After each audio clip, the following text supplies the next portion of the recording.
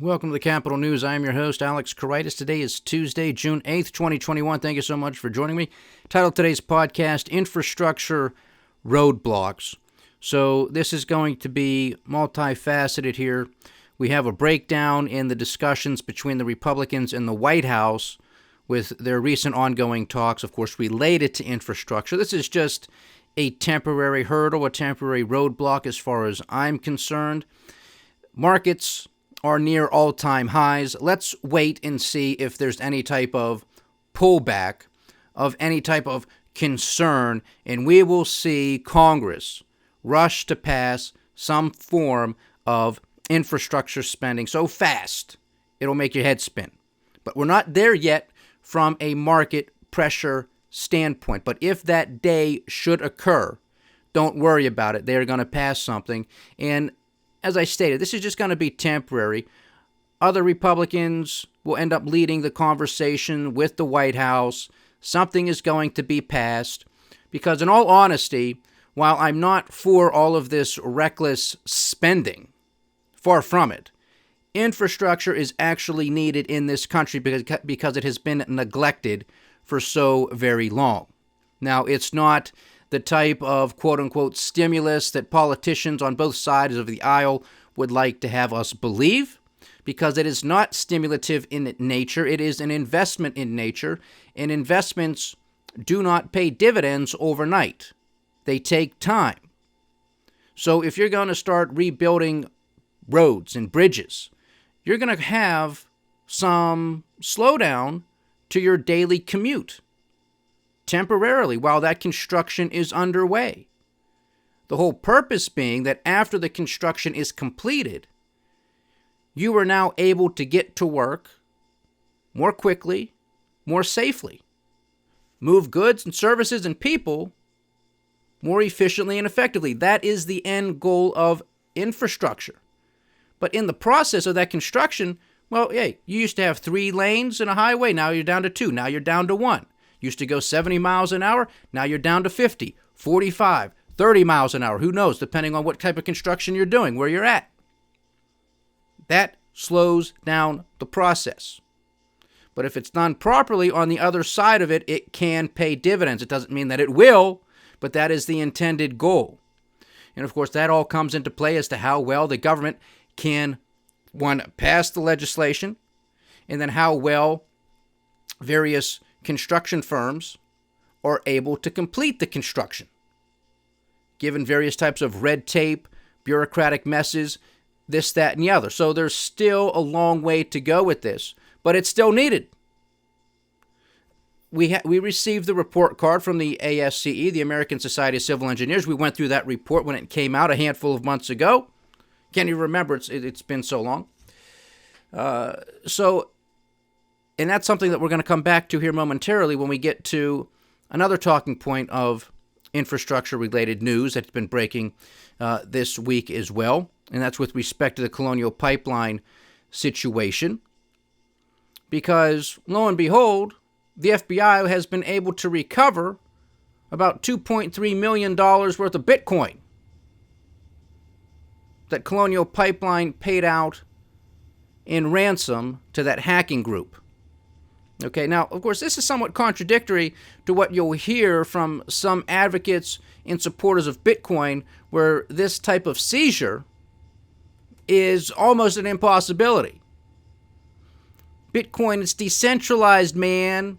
It gets around the government, man. They can't seize it. They can't take it. They can't regulate it, man. Well, it looks like the FBI got their hands on it. So how are they going to explain this one? So all of the arguments from people who are supporting Bitcoin at any cost, for any reason, are just continuing to fall by the wayside one by one. And with it, the price. And we're going to get to market performance here momentarily.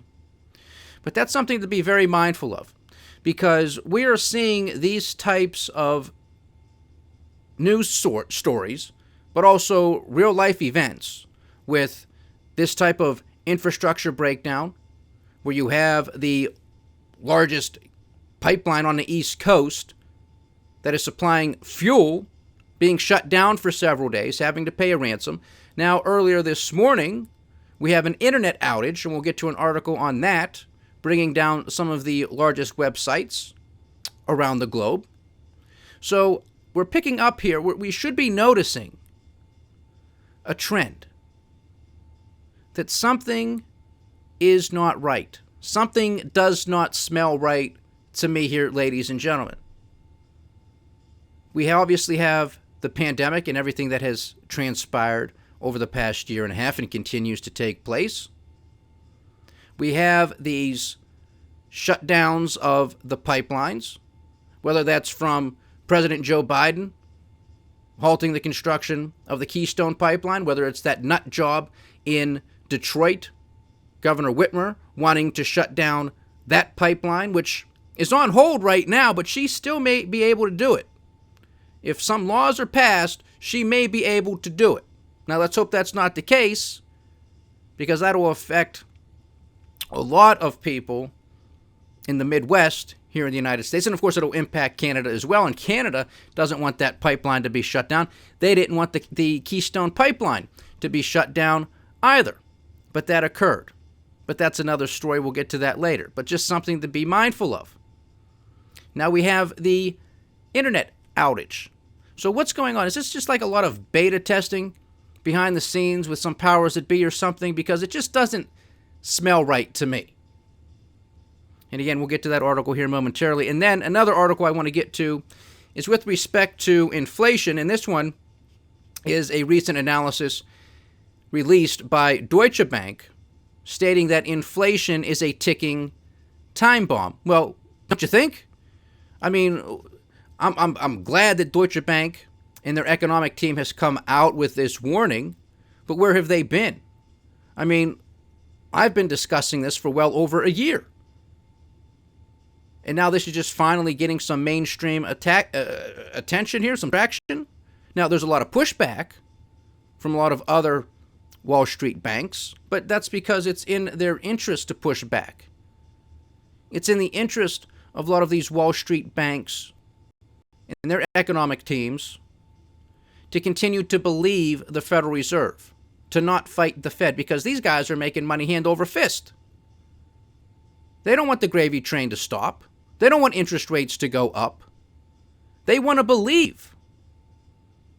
They want to believe that the Federal Reserve is correct, that inflation is just going to be transitory, that it's just because of some supply chain disruptions, that it's just because of base effects, because of how low numbers were during 2020, because of the pandemic, because of the lockdowns and restrictions. They don't want to admit, even if they believe behind closed doors, in their real one-on-one conversations with each other, amongst themselves, they're not going to admit that inflation is a problem, because it's not in their self-interest. Because they know, as well as we know here at the Capital News, that as soon as these interest rates go up, and by a considerable degree, and in this day and age, a considerable degree of an increase to an interest rate could be 1 percentage point, 100 basis points, and that's lights out for the market. This isn't conjecture. We witnessed this during the fourth quarter of 2018 when the Federal Reserve was tapering, when they were rolling off their balance sheet, attempting to quote-unquote normalize their balance sheet. Well, newsflash for you folks, that was a balance sheet that got to about $3.6 trillion. We're double that now. We couldn't handle it in the fourth quarter of 2018 when we were told every single day by President Trump and Larry Kudlow and Steven Mnuchin and his entire economic team that the economy was never better. We couldn't tolerate a balance sheet that went down to slightly below $4 trillion. We couldn't handle a federal funds rate of 2.25%.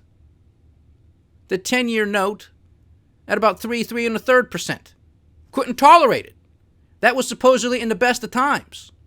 How are we going to tolerate an interest rate of 2% now? At a 10-year at 3.33%. We're not. It's not going to happen. It'll be lights out for the markets.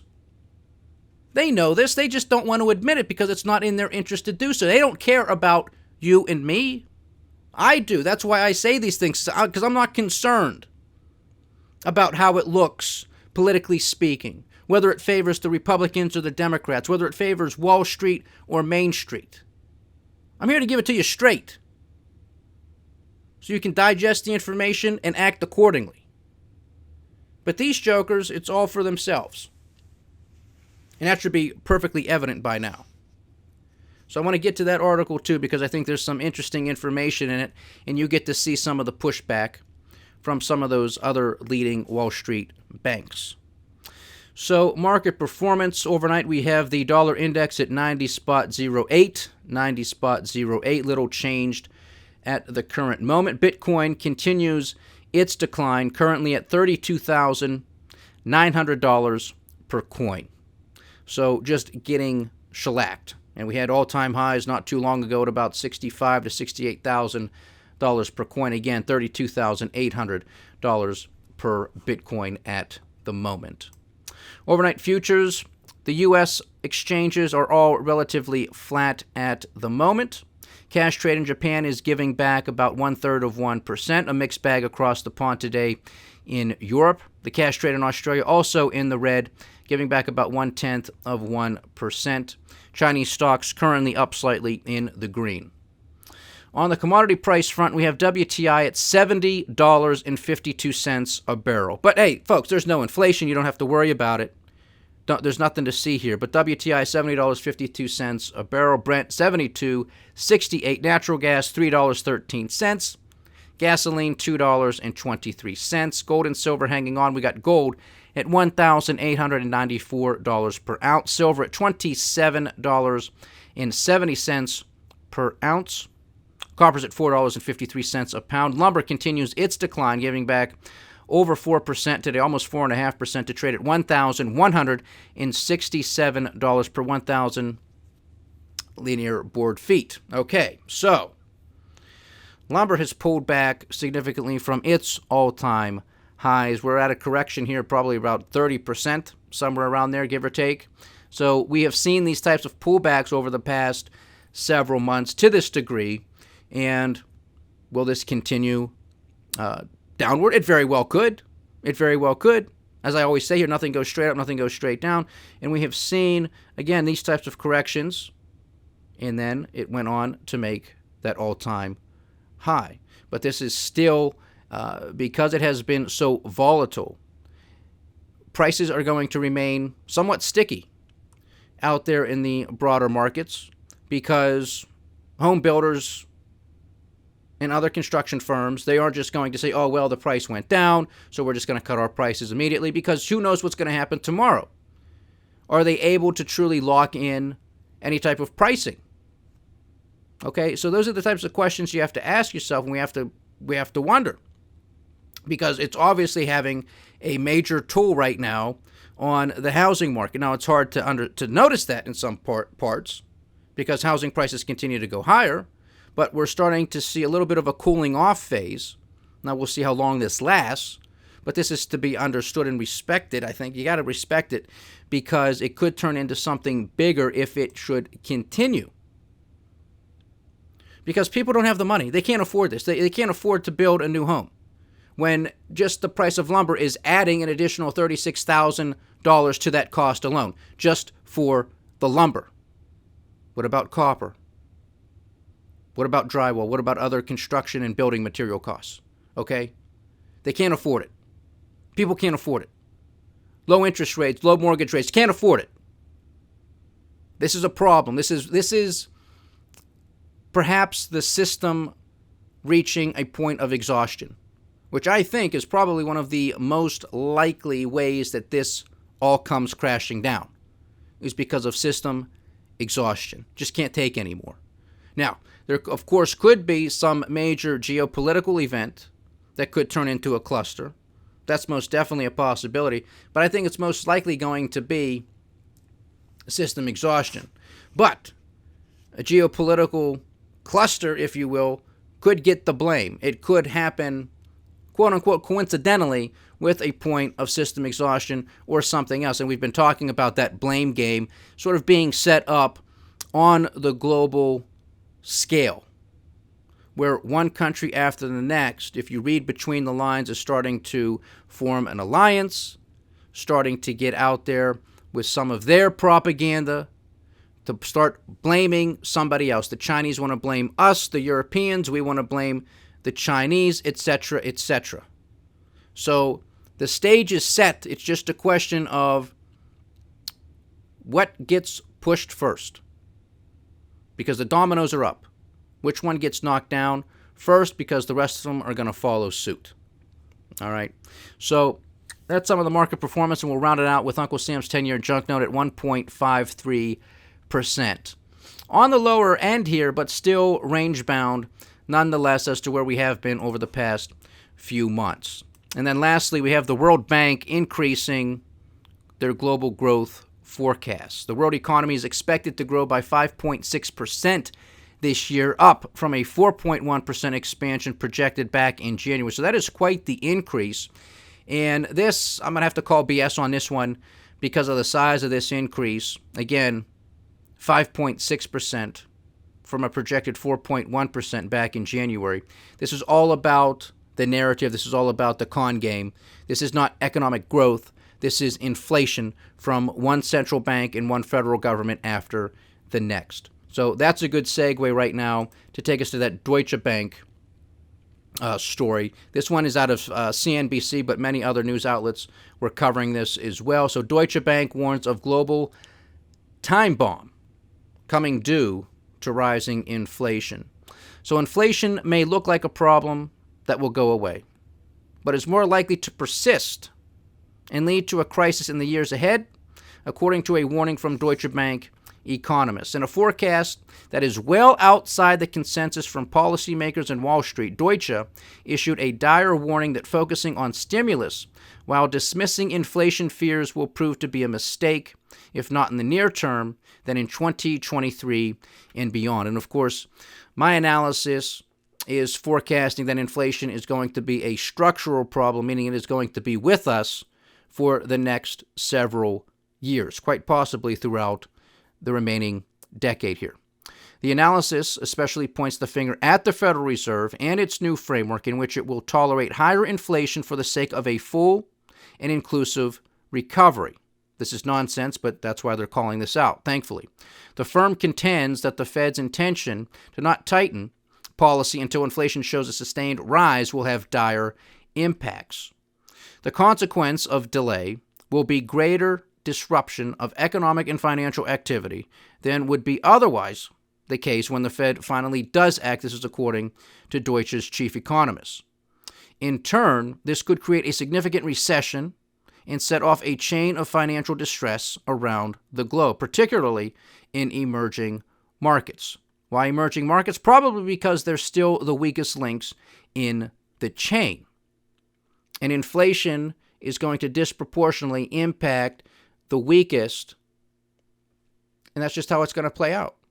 There's no ifs, ands, or buts about it. It's inflation is a tax, and it disproportionately affects the weak and the poor. As part of its approach to inflation, the Fed won't raise interest rates or curtail its asset purchase program until it sees substantial further progress, whatever that means, towards its inclusive goals. Multiple central bank officials have said that they are not near those objectives. And of course, last week they come out and now they want to, start tackling climate change. So they're just always going to continue to move the goalpost. In the meantime, indicators such as the consumer price and personal consumption expenditure price indices are well above the Fed's 2% inflation goal. Policymakers say the current rise in inflation is temporary and will abate once supply disruptions and base effects from the early months of the coronavirus pandemic crisis wear off. The Deutsche team disagrees, saying that aggressive stimulus and fundamental economic changes will present inflation ahead that the Fed will be ill-prepared to address. It will take a year longer until 2023, but inflation will reemerge.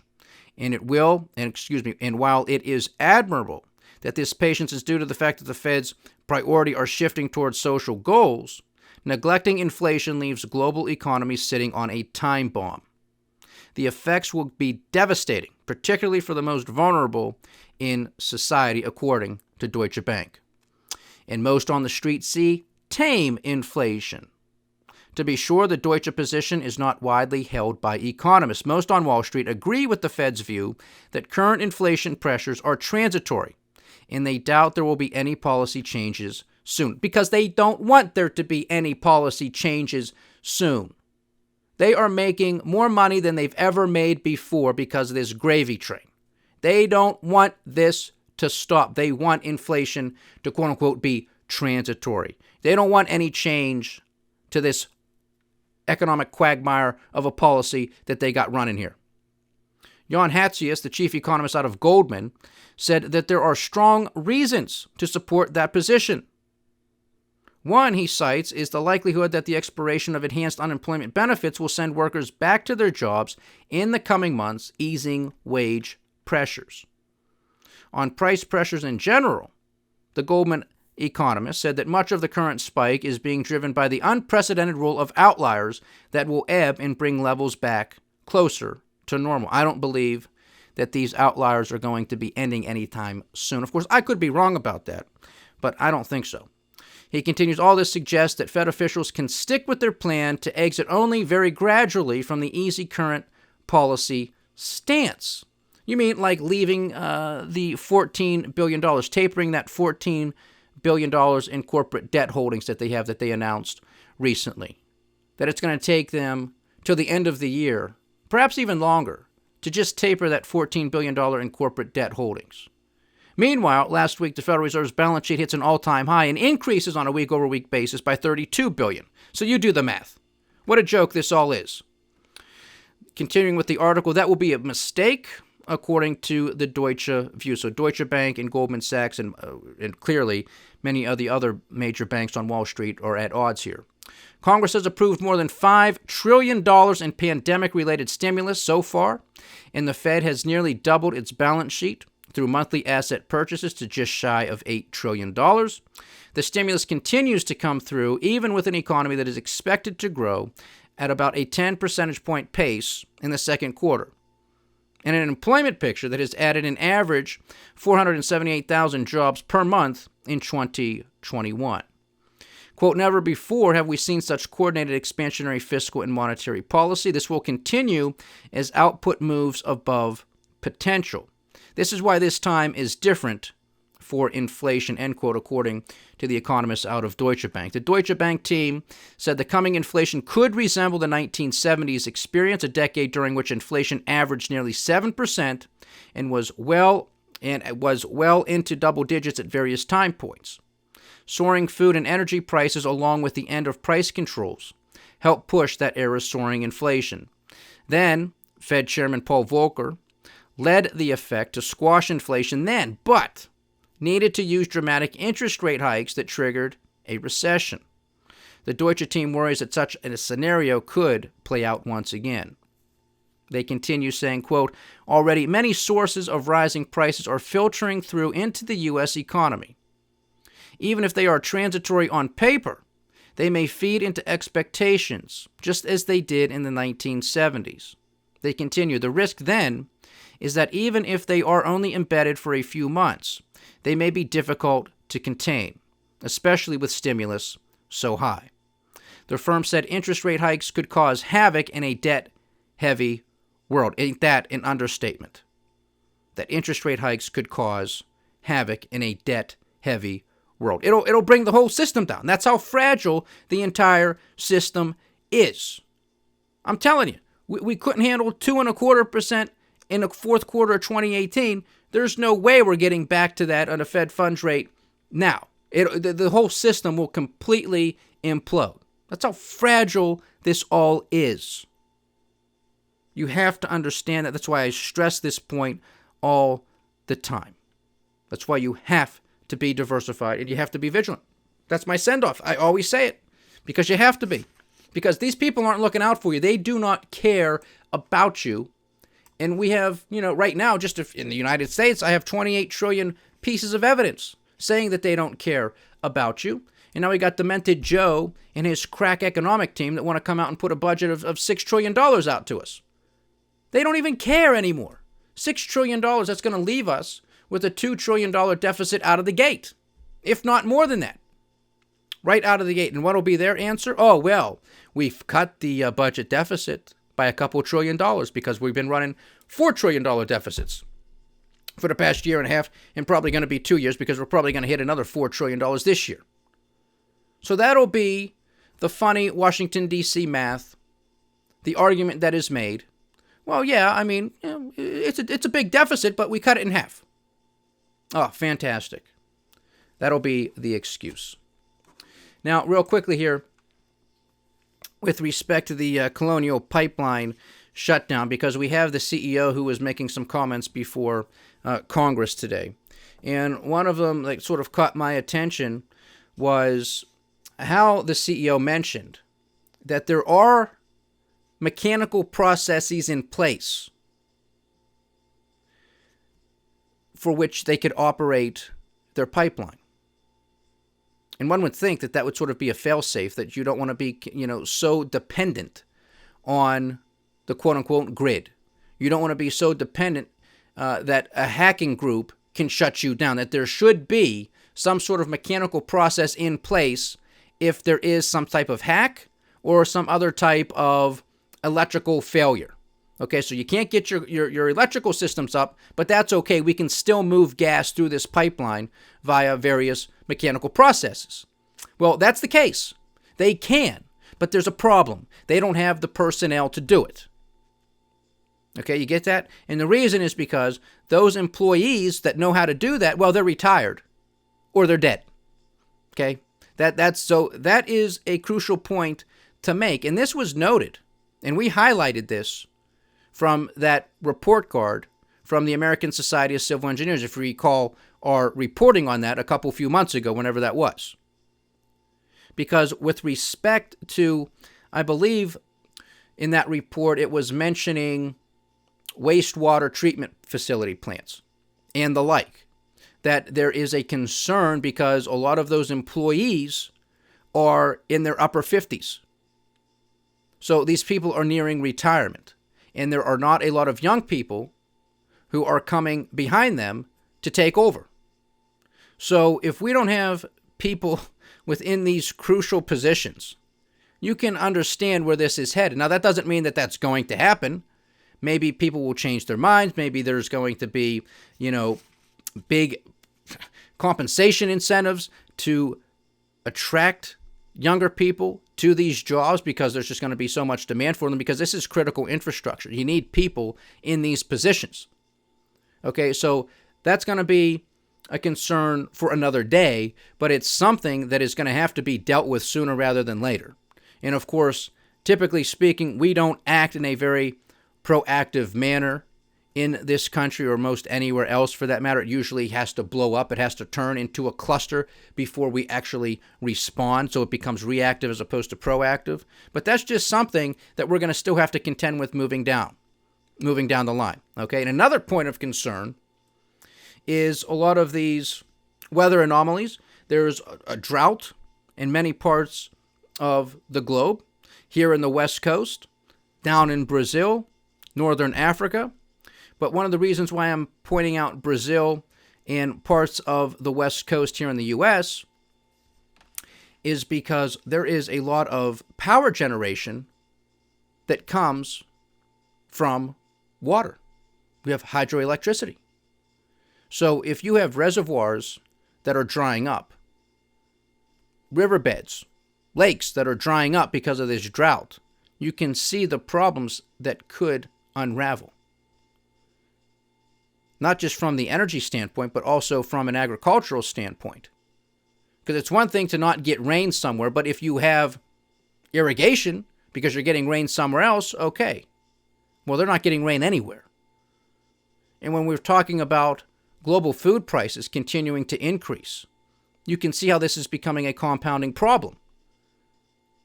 And finally, we're seeing mainstream media starting to report about these massive increases to global food prices, how we're getting back to levels that we have not seen since 2011, which of course is when we witnessed the Arab Spring in other nations around the globe protesting, rioting. Well, we're going to continue to see that in many places around the world. We already are. So these geopolitical concerns, as far as I'm concerned, have not been appropriately priced into the markets because as Goldman Sachs and company are concerned, they don't need to worry about them because as long as the Fed can continue to print money, all of this other stuff is just nonsense. It's just noise. And for the time being, they are proving correct. But one day the music's going to stop and it's not going to be a pretty picture. And that's exactly what the ticking time bomb is in relation to from that analysis out of Deutsche. But you want the news first, you come to the Capital News because we've been talking about this for well over a year. And then lastly, before I send off here, this is out of The Guardian. And again, you could find many articles on this as well. But this is the major internet outage shows infrastructure needs urgent fixing. Experts say outage shows internet services too centralized and lack resilience. Well, that's not what you want to hear now, is it? One of the world's biggest web outages should act as a wake-up call that internet infrastructure has become dangerously over-centralized and lacks resilience, according to security experts. An unexplained configuration error at a single infrastructure provider, Fastly, F-A-S-T-L-Y, Fastly, which handles 10% of the world's internet traffic, was enough to render major websites and services inoperable for almost an hour on Tuesday morning. Online businesses including Reddit, Amazon, Twitch, Spotify, and Hulu were knocked offline, as was The Guardian's website, the BBC, the New York Times, and CNN. National governments were also caught up, including gov.uk, was unavailable, making a host of government services inaccessible, including the COVID vaccines booking site, as was the website for the White House. The affected sites all used Fastly as a content delivery network, or a CDN, content delivery network, a service intended to provide greater reliability and performance for heavily trafficked websites. A CDN is a global network of servers placed so that at least one server is close enough for a fast connection wherever a user lives. Customers like The Guardian send visitors to the CDN rather than their own servers, providing the content faster and protecting the website from being overloaded in the event of a spike in traffic. But a CDN can also serve as a single point of failure. If the network collapses, it can also block all traffic going to the website it protects. CDNs are more efficient than the larger they are, creating a concentration of power to the market. The vast majority of internet traffic is routed through one of three CDNs: Fastly, Cloudflare, or Amazon's CloudFront. Okay, so that's just talking about the concentration. Of course, it's all about consolidation, folks. How many times do I have to mention this over and over and over again? The pandemic, we got to see what consolidation was all about. Small business, you're non-essential. Sure, you sell or offer the same goods and services of larger organizations, big box stores. Too bad. You lose, you're small, the big box stores can remain open. Hell, Federal Reserve will even buy up their debt too. We'll even buy up their debt. Low interest rates, don't worry about it. You want the money just to sit on it? You want to buy back your shares? Do what you want. We're going to keep you alive. Small businesses, see you later. We'll tell you that we're going to authorize $600 billion in a Main Street lending facility program, but we're only going to give out a handful of it. What a joke. It's all in our face. And nobody does anything. Nobody says a word. Nobody pushes back. All about consolidation. Same thing here with the internet. So something doesn't smell right to me.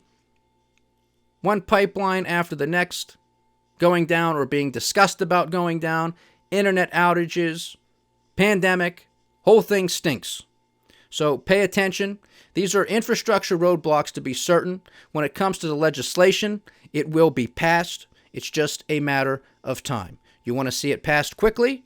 Watch the markets sell off. There you have it.